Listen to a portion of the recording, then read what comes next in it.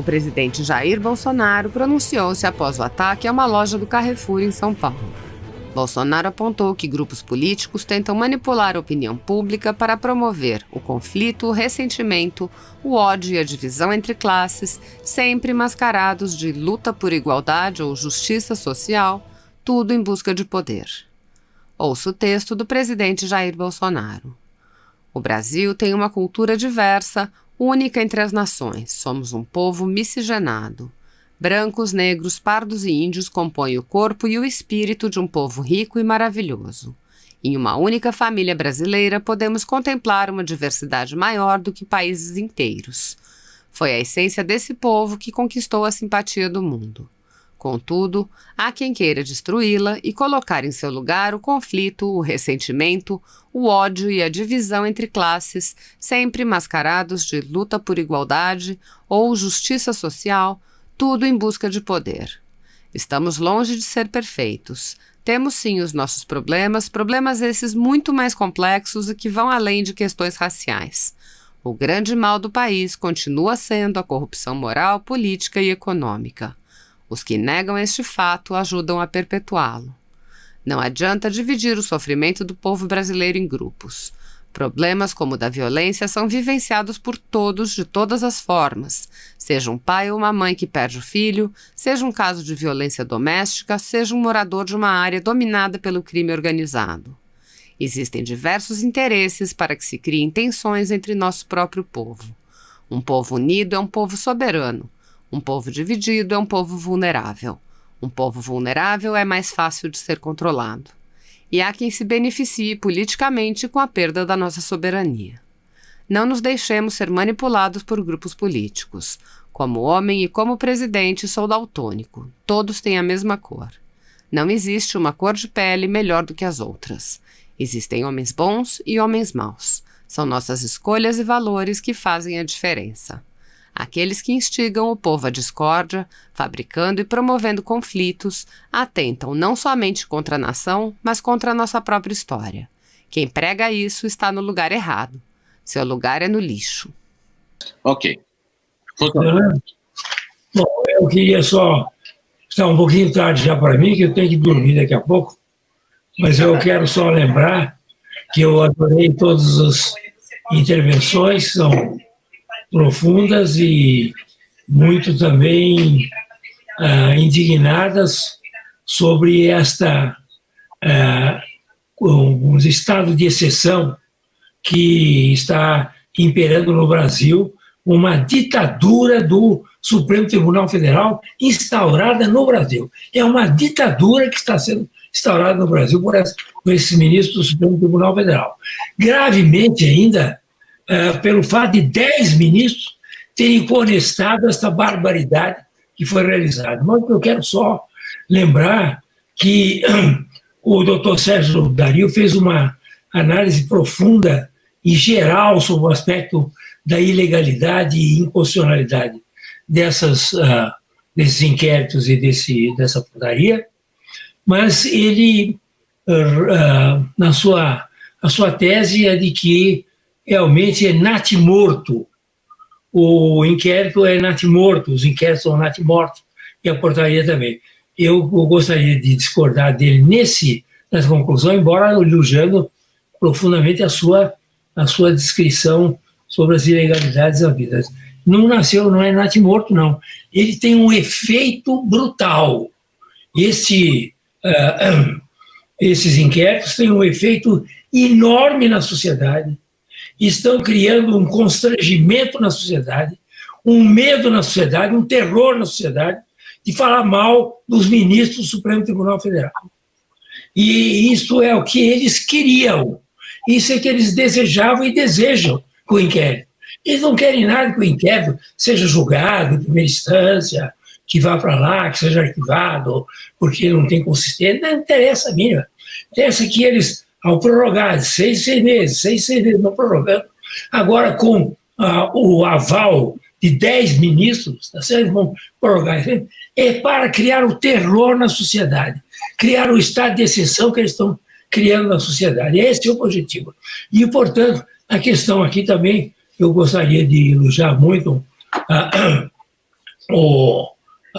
todos os que falaram a respeito desse assunto, principalmente o doutor Greco também, que foi muito claro na sua posição, e eles não é uma questão de um inquérito político, é um inquérito de autodefesa de todas as barbaridades que eles fazem, certo? Eles não querem ser criticados porque eles fazem barbaridades, hora para um, hora para outro. Uma hora eles vão lá e acabam com o COAF, congelam o COAF.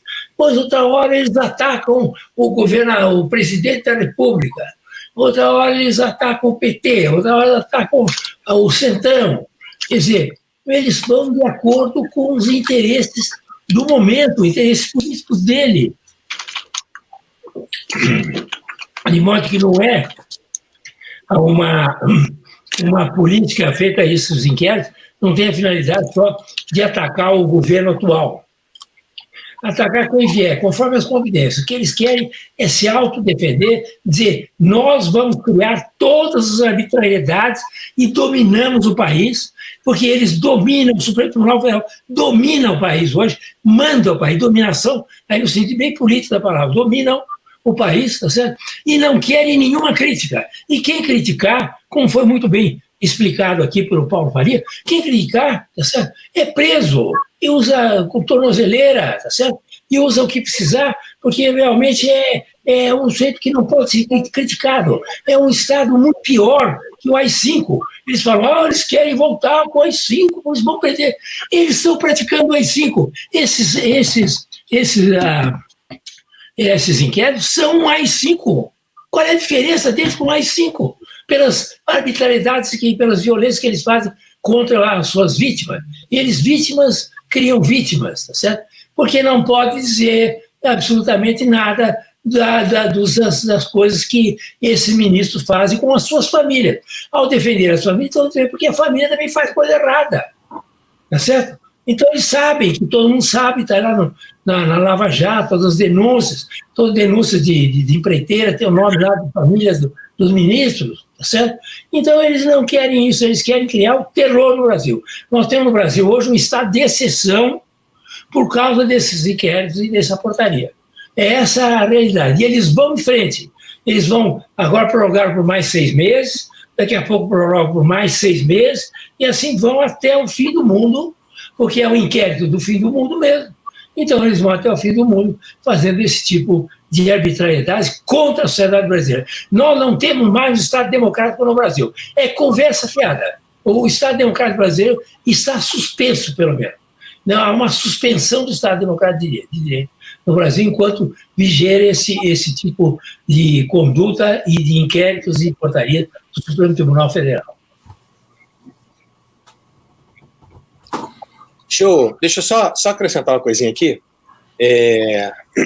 A turma tá agoniada querendo solução, não é? Eu estou vendo a galera toda aqui mandando mensagem, qual é a solução, qual é a solução, qual é a solução? Eu vou até submeter uma solução a vocês, eu posso estar um pouco louco, né, com tudo que está acontecendo, mas a nossa única alternativa não é contar com o Senado, porque a gente sabe que ali é uma troca, né, de gentileza, então quer dizer que eu particularmente, junto com o senador, né, que começou o mandato ano passado, nós propusemos o impeachment do Gilmar Mendes, e obviamente que isso não vai andar, né? Então nós temos que ter, na verdade, mecanismos populares para que a coisa funcione. Então a minha sugestão, já que a gente tem que ter uma sugestão, a minha sugestão, primeiro, nós temos que fazer uma PEC, um projeto de emenda à Constituição, prevendo uma iniciativa popular, obrigando o presidente do Senado a colocar em pauta os processos que digam a respeito aos impedimentos dos ministros do STF. Porque se não for assim, nós não temos os projetos de iniciativa popular para as leis, por que a gente não pode obrigar ao chefe do Congresso Nacional, ao chefe do Poder Legislativo a fazer isso? Porque eles estão lá, eles são nossos representantes. Eles não são nada mais, nada menos do que nossos representantes. Mas de representantes eles não têm absolutamente nada. Então eles fazem aquilo que é do interesse deles, não do que é do interesse do povo. Então, primeira solução, nós temos que consertar a Constituição para colocar um meio, um instrumento na Constituição para que a gente possa efetivamente colocar, para que o povo possa efetivamente julgar os ministros do Supremo Tribunal Federal. Segundo, me explica como é que funciona o sistema de freios e contrapesos com o Supremo? Cadê o checks and balance? Cadê aquilo que a gente fala tanto em faculdade, que a gente fala tanto em evento? Isso é um faz de conta. Não existe um sistema de freios e contrapesos. A gente sabe disso, né? O Supremo controla todo mundo, mas ninguém controla o Supremo. Então, o que nós temos que fazer? Nós temos que também ter um projeto de emenda à Constituição criando uma corregedoria especial para o Supremo Tribunal Federal, não compostas por ministros do Supremo. Ou seja, tem que ser pessoas alheias ao Supremo Tribunal Federal. Aí sim, a gente vai começar a ter um sistema de freios e contrapesos. Ou seja, 5 pessoas escolhidas, 5 juristas renomados, escolhidos das instituições OAB, Ministério Público, Magistratura, Congresso, não importa. Mas que esses 5 sejam isentos, não façam parte da Suprema Corte e possam, inclusive, afastar os ministros. Todos nós passamos por corregedoria. Eu já respondi vários processos da minha corregedoria. Quem trabalha responde processo da corregedoria. Então, assim, às vezes uns amigos, né, que são novos do MP vêm reclamar comigo, Rogério, né, tem uma representação contra mim. Eu falei, amigo, seja bem-vindo à família, é assim que funciona. Então, a gente tem que se explicar com a sociedade. Então, por que eles não se explicam?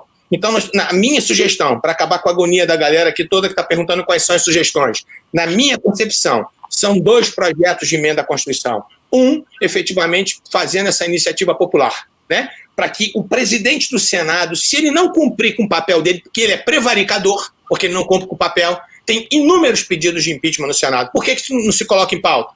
Ou seja, quer dizer que as vozes dos senadores não valem absolutamente nada? Segundo, a necessidade já passou do tempo, na verdade, de se ter uma corregedoria. Por quê? Que eles não são passíveis de serem punidos administrativamente? Por que isso não acontece? Ou seja, eles não são supremos. Supremo, quem for, e se for, é o tribunal, e não as pessoas que compõem o Supremo. Então, eu estava agoniado, era para poder falar isso antes que vocês fossem embora, né, para que vocês pudessem até criticar também um pouquinho aí.